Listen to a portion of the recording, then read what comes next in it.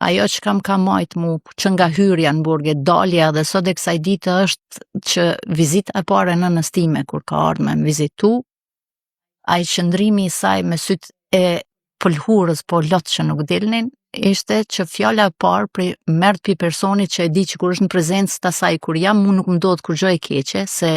e heq rrezikun, po. Tha përgatitu se s'ki me dal kur.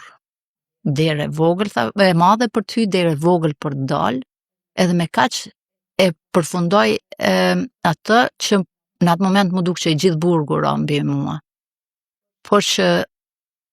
për ato 6 muaj edhe për atë ditë dënimit, kur e kemi marrë 2 vite, unë e kam